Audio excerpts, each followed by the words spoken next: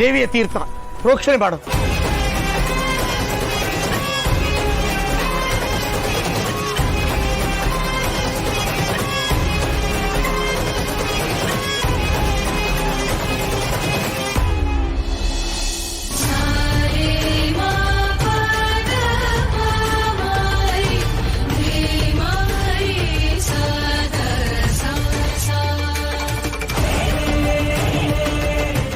ದುರ್ಗಾ, ಏನಾಯ್ತಮ್ಮ?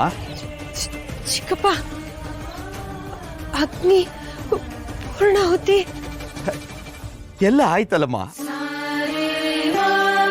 ನೀನೇ ನಿನ್ನ ಕೈಯಾರನೆ ಸಮರ್ಪಿಸ್ತೀಯಲ್ಲ, ನಿನ್ನ ಬಗ್ಗೆ ನನಗೆ ಹೆಮ್ಮೆ ಆಗ್ತಿದೆ ಕಣಮ್ಮ. ಹೌದಾ? ನನಗೇನು ಗೊತ್ತೇ ಆಗ್ಲಿಲ್ಲ.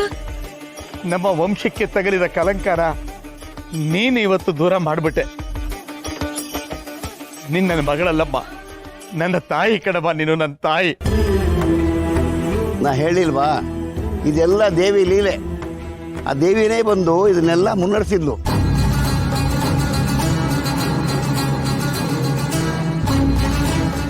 ಉತ್ಸವ ಪೂರ್ಣ ಆಯಿತು. ಇದ್ರ ಎಲ್ಲ ಶ್ರೇಯಸ್ಸು ನಮ್ಮ ದುರ್ಗಾಳಿಗೆ ಸೇರಬೇಕು.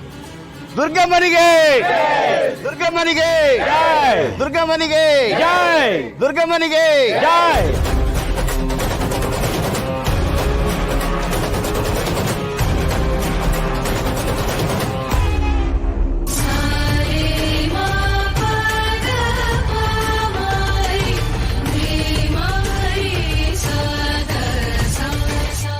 ನನ್ನ ಮಾತನ್ನ ನಾನು ಉಳಿಸ್ಕೊಂಡಿದ್ದೀನಿ. ನಾನು ನಿನಗೆ ಕೊಟ್ಟಿರೋ ಪರೀಕ್ಷೆಯಲ್ಲಿ ನೀನಿನ್ನೂ ಪಾಸ್ ಆಗಿಲ್ಲ.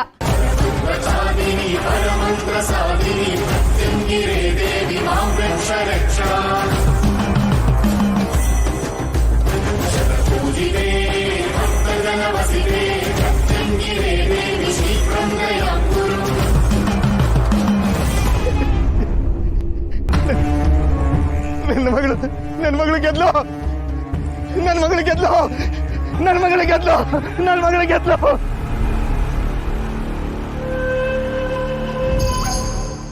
ಮಾಡಿಸಿದ್ದೆಲ್ಲ ನೀನೇ ತಾಯೇ. ಕಳಂಕ ತಂದೋಳು ನೀನೇ, ಅದನ್ನ ಕಳೆದೋಳು ನೀನೇ. ನನ್ನ ಮಗಳು, ನನ್ನ ಮಗಳು, ಇನ್ನು ಮೇಲೆ ನಿನ್ನ ಮಗಳು ತಾಯೇ.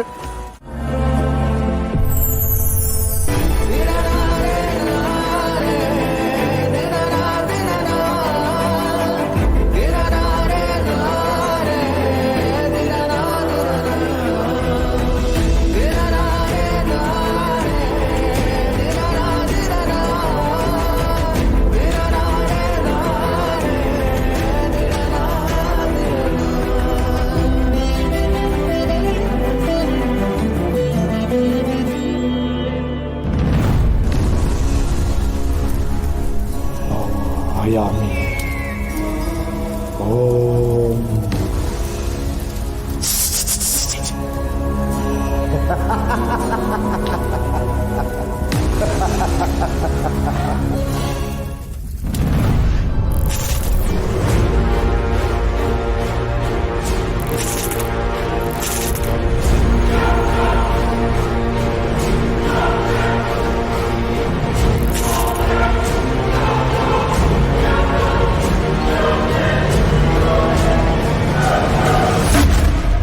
ಶರತ್, ನಿಮ್ಮನ್ನ ಹಿತನ ನಾನು ಒಂದ್ ಮಾಡೇ ಬಿಟ್ಟೆ.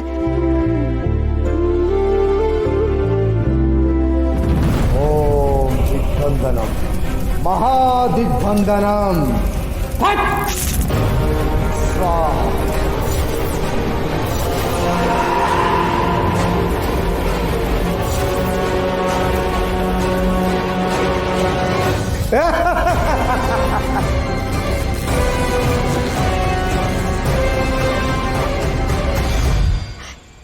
ಪುಟ, ಯಾವತ್ತು ನಿನ್ನ ಅಪ್ಪನ ಕೈನ ಹೀಗೆ ಗಟ್ಟಿಯಾಗಿ ಹಿಡ್ಕೋಬೇಕು, ಆಯ್ತಾ?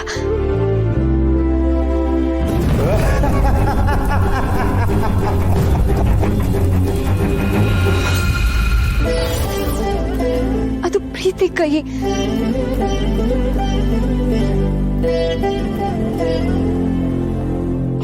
ನೀನ್ ಅನ್ಕೊಂಡಾಗೆ ನಿನ್ನ ಅಪ್ಪ ನನ್ನ ಸಾಯಿಸಿಲ್ಲ ಕಣೆ. ಅವ್ರು ತುಂಬಾ ಒಳ್ಳೆಯವರು.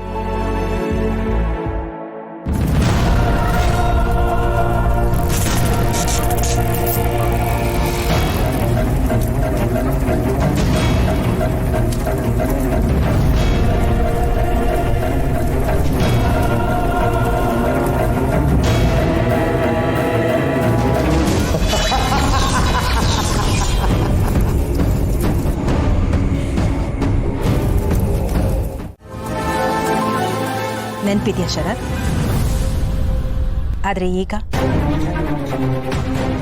ಡೋಂಟ್ ವರಿ, ಹಿತ ಕೋಪದಲ್ಲಿ ಹೀಗೆ ಆಡ್ತಿದ್ದಾಳಷ್ಟೇ. ಹೋಗ್ತಾ ಹೋಗ್ತಾ ಎಲ್ಲ ಸರಿ ಹೋಗುತ್ತೆ.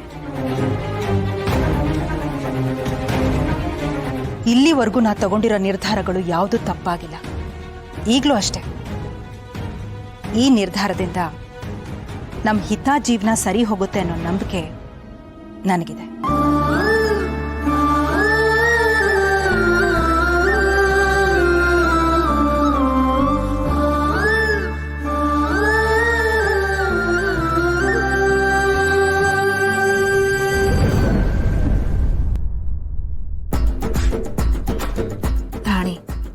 ರಾಣಿ,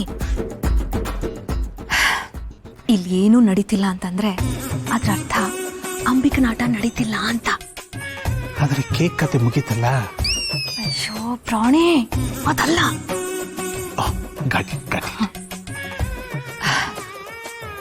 ಮಾಯಾ, ಇಲ್ಲಿ ಬೇರೆ ಯಾವುದೇ ತರದ ಆಟ ನಡೀತಿಲ್ಲ ಅಂತಂದ್ರೆ ಅದ್ರ ಅರ್ಥ ಅಂಬಿಕಾ